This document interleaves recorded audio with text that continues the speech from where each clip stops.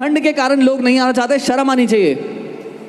What have we made Christianity to be? क्या बना दिया है हमने मसीहत को? We don't meet God, you are there to serve me. No, we gather because we serve an almighty God. हम नहीं मिलते क्योंकि परमेश्वर हमारी सेवा टहल करने के लिए, नहीं, हम मिलते हैं क्योंकि हम परमेश्वर की सेवा टहल करने के लिए, वो सर्वशक्तिमान If you परमेश्वर want to live in victory, if you want to champion faith, if you want to live from one breakthrough to another breakthrough, then you will have to make a commitment.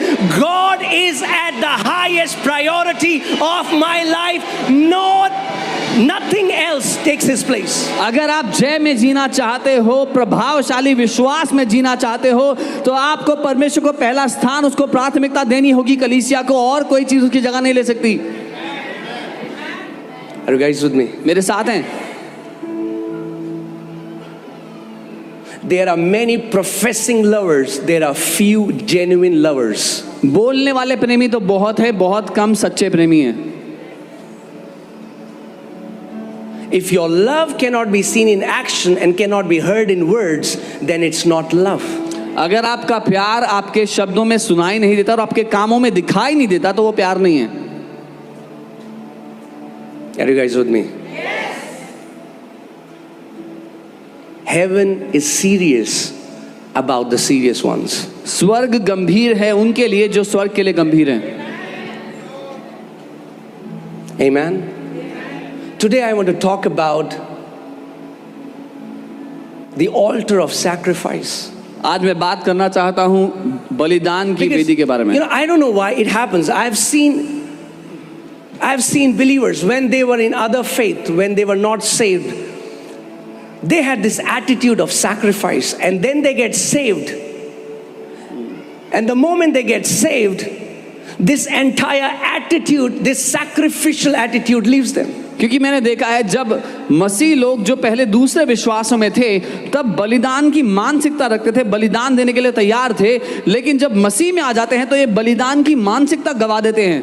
They will travel hundreds of kilometers to go to their places. But now when they got saved, they say, "Oh, church is very far from me." कई 100 kilometre जाते थे कहीं दूसरी जगह जाने के लिए अपने विश्वास के कारण, लेकिन अब कहते हैं कलीसिया तो बहुत दूर है मेरे घर से।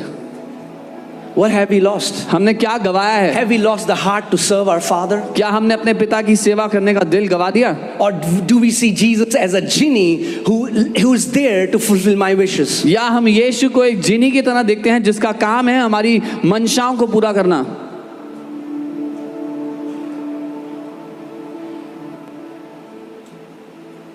I'm sorry if I'm being straightforward. क्षमा कीजिए अगर मैं बहुत साफ सीधा बात कर रहा हूँ। I cannot help it. मैं कुछ नहीं कर सकता इस बारे में।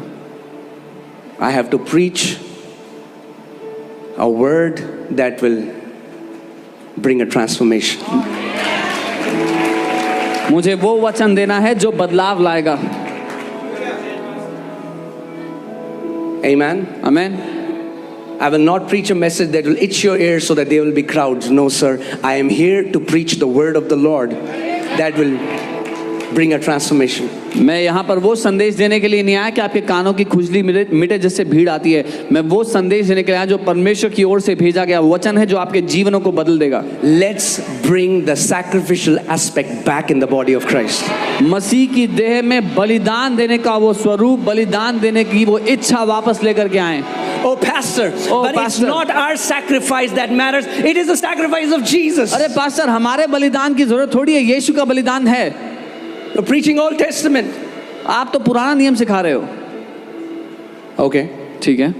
Let's see what New Testament says. देखते हैं नया वचन क्या कहता है। Romans 12:1. रोमी 12 उसका 1। We'll read from the Passion Translation. Passion translation से देखेंगे उसको।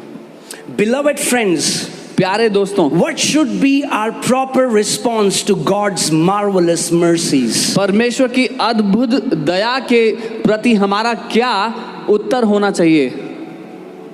What? क्या होना चाहिए वो उत्तर? To offer your bodies, to surrender yourselves to God to be His sacred living sacrifices. अपने आप को समर्पित कर दो परमेश्वर के अधीन, उसके पवित्र जीवित बलिदान होने के लिए। That's the response God wants. ये जवाब है जो परमेश्वर चाहता है। and live in holiness, और पवित्रता में जिएं, experiencing all that delights his heart. वो सब कुछ अनुभव करते हुए जो जिससे उसका दिल खुश होता है। Hear this. For सुनिए। this becomes your genuine expression of worship. क्योंकि ये आपकी आराधना का सच्चा प्रदर्शन होता है। Your worship does not start with an instrument, your worship starts with your body. आपकी आराधना किसी आराधना के साज से शुरू नहीं होती, आपके शरीर से शुरू होती है। I said your worship does not start with an instrument, your worship starts with your body. मैंने कहा आपकी आराधना किसी साज से नहीं, आपके शरीर से शुरू होती है। Maybe you will never know how to play guitar. शायद आपको कभी ना आए कि गिटार कैसे बजाना है। Maybe you will never learn how to play drums. शायद कभी ना सीखो ड्रम्स कैसे बजाना है। Maybe you'll never learn how to play keyboard. शायद कीबोर्ड बजाना ना सीखो कभी। But heaven will know you as one of the greatest worshippers.